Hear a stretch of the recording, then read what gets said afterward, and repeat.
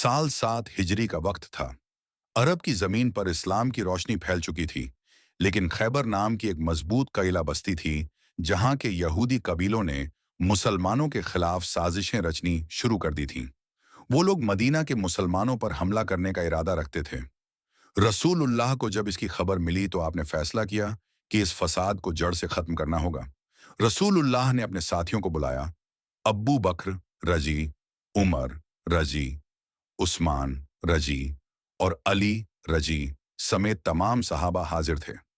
आपने फरमाया, कल मैं झंडा उस शख्स को दूंगा जिसके हाथों में अल्लाह फतह देगा। वो अल्लाह और उसके रसूल से मोहब्बत करता है और अल्लाह और उसका रसूल उससे मोहब्बत करते हैं। यह सुनकर हर सहाबी का दिल धड़क उठा।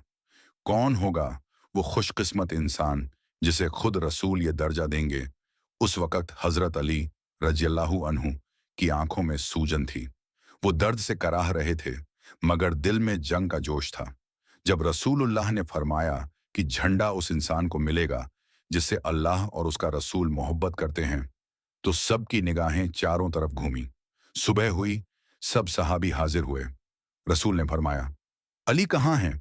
किसी ने कहा, या रसूल अल्लाह, अली बीमार हैं, उनकी आंखों में दर्द है। रसूलुल्लाह ने फरमाया, उन्हें बुला लाओ। अली आए, आंखों पर कपड़ा बंधा हुआ था। रसूलुल्लाह ने अपना मुबारक थूक उनकी आंखों पर लगाया और दुआ की, या अल्लाह, इन्हें शिफा दे। फौरन दोनों आंखें ऐसे ठीक हो गईं जैसे कभी दर्द हुआ ही न था।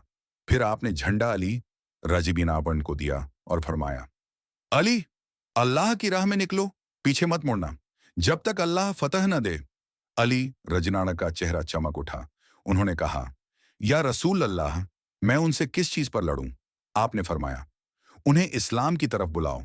अगर वो मान लें तो उनके हकूक और फर्ज समझाओ, लेकिन अगर इनकार करें तो अल्लाह के नाम पर जंग करो। खैबर का किला बहुत ऊंचा और मजबूत था। दुश्मन के पास खजूरों के बाग, ऊंची दीवारें और लोहे के दरवाजे थे। मुसलमान मैदान में डटे थे। सूरज की तपिश थी, रेत की लपटें उड़ रही थीं और दोनों फौजें आमने सामने थीं। किले के अंदर से यहूदी फौज के बहादुर योद्धा निकलते और चिल्लाते, कौन है जो हमारे मुकाबले में आए? एक एक करके मुसलमानों के कुछ सिपाही आगे बढ़ते, मगर दुश्मन के भारी हथियारों और ऊंचाई का फायदा उठाकर वो मुकाबला लंबा खींच देते। फिर हजरत अली रज़ियल्लाहु अन्हु आगे बढ़े। तलवार जुल्फिकार उनके हाथ में थी और आंखों में यकीन की चमक। उन्होंने ऊंची आवाज में कहा, मैं अली इब्न अबी तालिब हूं, अल्लाह का बंदा और उसके रसूल का साथी। दुश्मन के लश्कर से उनका सबसे ताकतवर योद्धा मरहब निकला।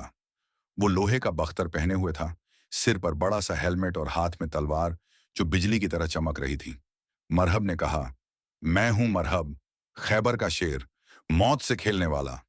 अली रजय ने मुस्कुराकर जवाब दिया, मैं वो हूं जिसके हाथों में अल्लाह ने फतह लिखी है।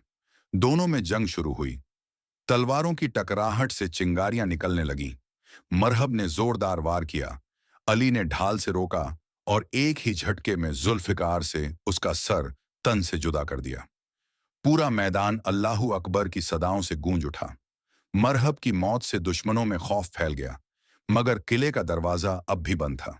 मुसलमान कोशिश करते रहे, मगर दरवाजा नहीं खुला।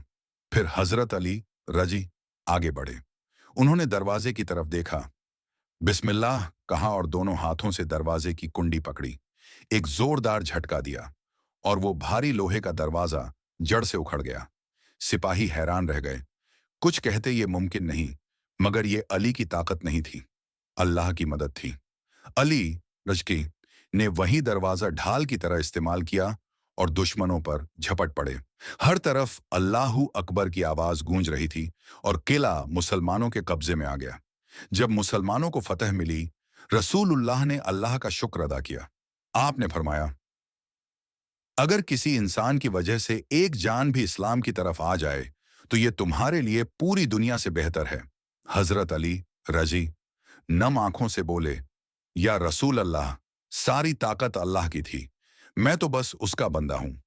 उस दिन से अली रजचनों का नाम असदुल्लाह यानी अल्लाह का शेर कहलाया। उनकी बहादुरी सिर्फ तलवार की नहीं थी, बल्कि दिल की सफाई, ईमान की पक्की बुनियाद और रसूल के प्रति वफादारी की थी। खैबर की फतह के बाद पूरे अरब में इस्लाम की ताकत और इंसाफ का परचम लहराया। लोगों ने जाना कि यह जंग तलवार की नहीं, यकीन और सच्चाई की थी।